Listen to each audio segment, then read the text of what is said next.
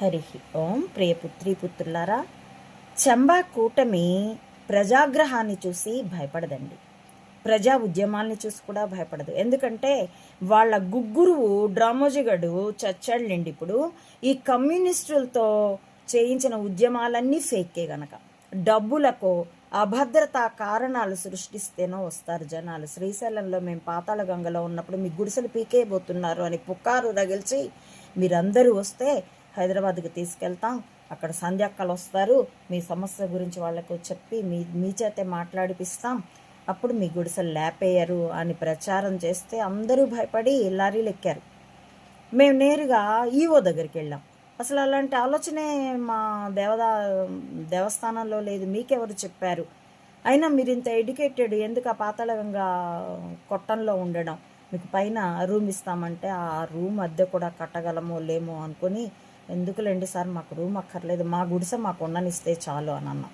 అలా సమీకరించబడి భయపెట్టబడి బ్లాక్మెయిల్కి భయపడి హైదరాబాద్ వెళ్ళిన వాళ్ళందరూ సంజక్కలేదు, గడిద గుడ్డు లేదు, తీసుకెళ్ళి సభ అయిపోయిన తర్వాత మళ్ళీ వెనక్కి తీసుకొచ్చి ఇక్కడ దింపుతామని చెప్పి లారీలు ఎక్కిచ్చారు. ఎక్కడ వాళ్ళని అక్కడ వదిలేస్తే వాళ్ళకి ఊరు దాటిపోయిన వాళ్ళు కాదు, బస్సులు తప్ప రైళ్లని కూడా చూసిన వాళ్ళు కాదు. ఆ ట్రాఫిక్ చూసి బెదురుకొని బస్సులకు అడ్డాలు పోయి చిట్ట చివరికి నానా బాధలు పడి వాళ్ళు మళ్ళీ బస్ స్టాండ్కి ఎట్లాగో చేరుకొని శ్రీశైలం బస్ ఎక్కి వచ్చిన తర్వాత ఒకరి అమాయకత్వం మీద మరొకరు జోకులు వేసుకుంటుంటే ఏం జరిగిందో మాకు తెలిసింది. అలా భయపెట్టి భ్రమ పెట్టి ఉద్యమాలకు జనాల్ని తీసుకెళ్తారు. జనం కూడా తెలివి మీరారనుకుంటే సారా ప్యాకెట్లు, బిర్యానీ ప్యాకెట్లతో ఎన్నికలకి ప్రచార సభలకు కూడా తీసుకెళ్తారు. ఇప్పుడైతే ఇక గ్రీన్ మ్యాట్లు వచ్చాయన్నారు, కానీ గ్రీన్ మ్యాట్లు నేల మీద వేసి అంతమంది జనాన్ని సృష్టిస్తే కనిపిస్తుంది కాబట్టి, లేదో పక్కన పెట్టినా కూడా అవి సెల్ కెమెరాలకు చిక్కిపోతాయి కాబట్టి కాదని అన్నారు. ఏమైనా సత్యాసత్యాలు ఈశ్వరుడికి తెలియాలి.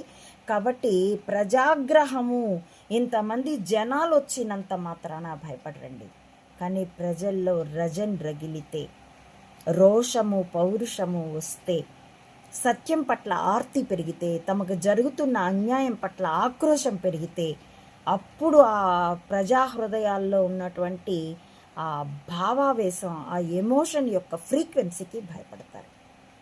అప్పుడు అగ్నిశిఖల్లాగా కనిపిస్తాడు ఒక్కొక్క సామాన్యుడు చెంబాలకి. అప్పుడు భయపడతారు.